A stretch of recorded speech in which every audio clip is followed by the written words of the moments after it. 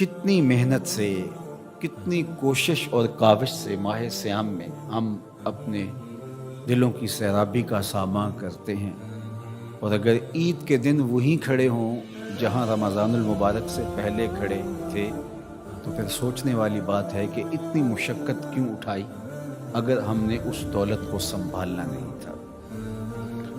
تو اس لیے اللہ سے یہ دعا مانگیں، ربنا لا تزغ قلوبنا بعد اذ ہدیتنا، اللہ ہدایت کے بعد ہمارے دلوں کو دوبارہ ٹیڑھا نہ کر دینا۔ روشنی کے بعد جب اندھیرا پھیلتا ہے تو وہ زیادہ گہرا ہوتا ہے، ہدایت کے بعد جب دوبارہ گمراہی کے اندر بندہ گرتا ہے تو وہ گمراہی زیادہ شدید اور سخت ہوتی ہے اور دلوں کو اجاڑ دیتی ہے۔ اس لیے اللہ سے ہدایت طلب کریں، اور یہ ہمارا وظیفہ ہے۔ ہر روز ہر نمازی ہر نماز کی ہر رکعت میں اصالتاً یا وقالتاً عرض گزار ہوتا ہے، اہدنا الصراط المستقیم۔ یہ وہ چیز ہے جو ہم روز مانگتے ہیں، لیکن اس مانگی ہوئی چیز کو، جس کو ہاتھ باندھ کے جھولی پھیلا کے طلب کیا، آوازیں لگا لگا کے جس کو حاصل کیا، اس کو پھر یوں ہی نہیں چھوڑ دیا جاتا، قیمتی چیز کی حفاظت کی جاتی۔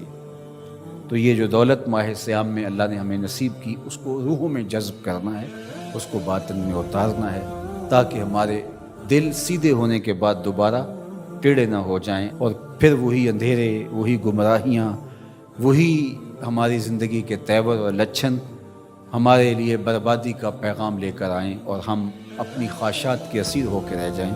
دوسری بات، کتاب رحمت قرآن مجید میں اللہ تعالیٰ جل شانہ نے اہل ایمان کو ارشاد فرمایا، وَلَا تَهِنُوا وَلَا تَحْزَنُوا وَأَنْتُمُ الْأَعْلَوْنَ إِن كُنتُم مُؤْمِنِينَ۔ کمزوری نہ دکھانا اور خوف نہ کھانا، غم نہ کرنا، تم ہی سر بلند ہو، عزتوں کا تاج تمہارے ہی سر پہ رکھیں گے، شرط ہے کہ تم مومن بن کے رہو۔ واللہ تعالیٰ جل شانہ کا یہ نظام ہے، تو اس نظام کے تحت ہمیں ہمیشہ اپنی ہمتوں کو مجتمع رکھنا چاہیے، اور ہمیشہ اسلام کے دیے گئے ضابطوں کے مطابق اپنے آپ کو ڈھال کر کے زندگی بسر کرنے کا عزم کرنا چاہیے، تو پھر رب کا وعدہ ہے اس کی بہر صورت تکمیل ہو۔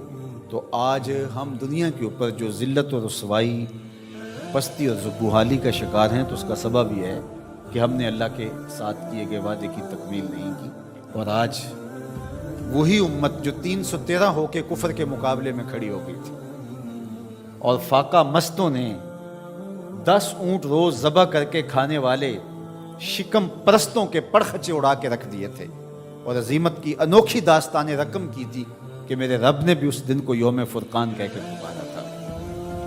آج یہ وہی امت ہے، 56-57 اسلامی ملکوں کی افواج، جدید میزائل، آلات حرب و ضرب، اور ہم دنیاوی وسائل سے مالا مال 56-57 اسلامی ملک آج یہ منتیں کرتے پھرتے ہیں کہ سلامتی کونسل کا اجلاس ہی طلب کر لیا جائے، اور وہ کس بے نیازی کے ساتھ کہتے ہیں کہ نہیں اب چند دن بعد کریں گے۔ کیا یہ دن بھی ہم نے دیکھنے تھے؟ عجیب بے بسی کی صورت ہے۔ اللہ اس امت کو کھویا ہوا وقار عطا کرے، اور یہ ہمیں سزا مل رہی ہے جو ہم نے حضور کو دکھ دیا۔ میں آپ سے پوچھتا ہوں، گھر کے سربراہ کو کتنی تکلیف ہوتی ہے جب اس کے بیٹے آپس میں لڑ رہے ہوتے ہیں؟ اس کا دل خون کے آنسو ہوتا ہے۔ تو جب امت آپس میں 73 گروہوں میں بٹی ہو تو رسول اللہ کو کتنی تکلیف ہوتی ہو؟ گنبد خضرا میں حضور کتنے دکھی ہوتے ہو؟ تنکا تنکا کر کے حضور نے یہ امت جوڑی تھی، تنکا تنکا کر کے کتنی اذیتیں کاٹی تھی حضور نے اس امت کے لیے۔